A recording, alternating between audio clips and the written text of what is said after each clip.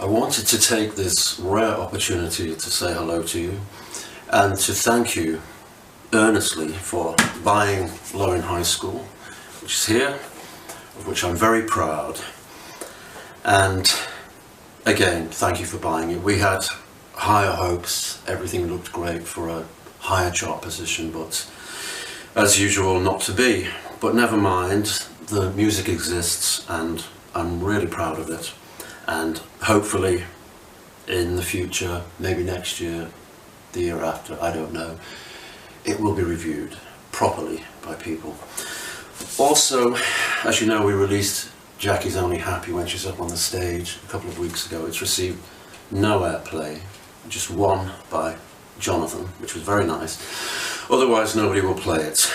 And I suspect it's because of the hateful press I've received over the last 3 weeks in Britain by the usual outlets, mainly The Guardian and so forth, but the usual haters are very determined. And so in many ways they do succeed because there's a lot of them. And everything that they said goes back to a recent interview I regrettably gave with the Spiegel in Germany, the newspaper. When it emerged in print, after a very pleasant conversation, it emerged in print, and suddenly I was sympathising with sexual harassment.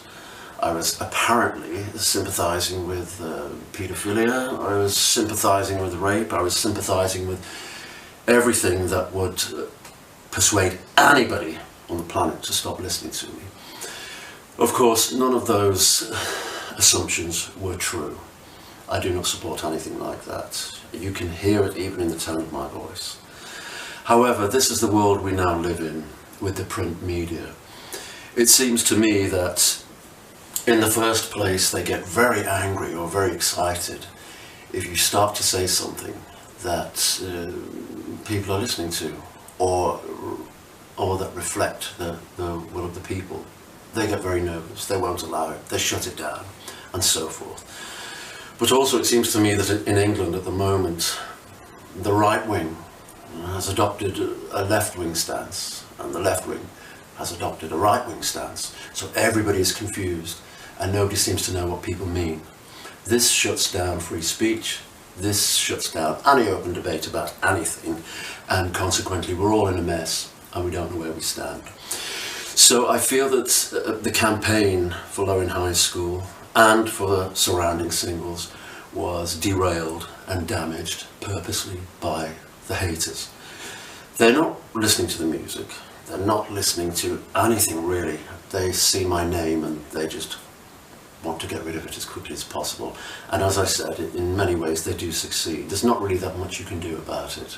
You have to live with it and you have to try to carry on and be as positive as you can. Thankfully, I have a very strong audience, and I have for 35 years, which seems to count for absolutely nothing. But nonetheless, I'm still here, and I must tell everybody in the United States that recently we had a fantastic tour in America, especially the nights in Washington, San Francisco, Salt Lake City, Chicago, Denver, Phoenix. They were the best concerts of our lives, and we're really grateful. As a further result of Der Spiegel, I was cross-examined by the American Secret Service, who are very, very nice, and I do understand their position.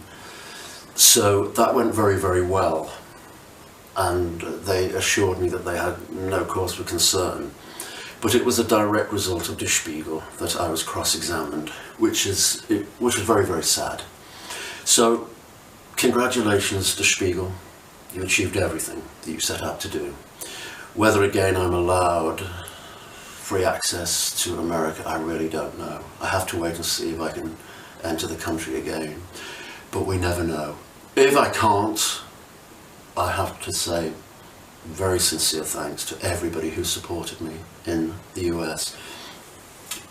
On 1 week, Los Angeles announces Morrissey Day, and then a week later I'm being cross-examined by the Secret Service. So that's a perfect reflection of how the entire world is now. People just nobody has any answers. Everybody's very, very frightened about everything. So, by being frightened about everything, you simply target people willy-nilly about whom you know nothing, and you write things about people whom you've never met, and you denigrate them and destroy them, because there's a certain blame and shame culture that has arisen where all of us are destroyed constantly, no matter what we do, and it doesn't really matter what we do and what we say. Occasionally it becomes hard to live with, certainly on issues of paedophilia, sexual harassment, rape. I think critics consider all the things that are important to your audience, and therefore they consider all the things that would turn your audience against you, and that is what they accuse you of in order to make your audience angry with you, because they know there's no other way, especially when you've been around as long as I have. And I've been assassinated many, many times. However, I'm still here. What happens next year, I really don't know. I don't know where this will go to. But in a way, it doesn't matter, because I simply want to thank you. As the year closes now, I would like to remember all the kids of Manchester who were murdered on May 22nd of this year. They are largely forgotten, because most terrorist activities are immediately forgotten, I find. So I would like to remember them. I'd like to let their spirit know that they are remembered by at least me, if not many other people. And I would also like to thank such as Jules Holland, Graham Norton, BBC Six, who gave me a chance to sing this year on television. It was great. Did I appear anywhere else? I can't remember, but that was very nice of them. So again, thank you, and whatever will be in 2018 will be. And I would finally ask that you please don't believe what other people say about me, but believe whatever you think when you see me and you hear me, because it's quite a different thing. So that's all I ask of you. And I wish you a Christmas free of terrorism. And these days, that's all we can ask for. Be safe.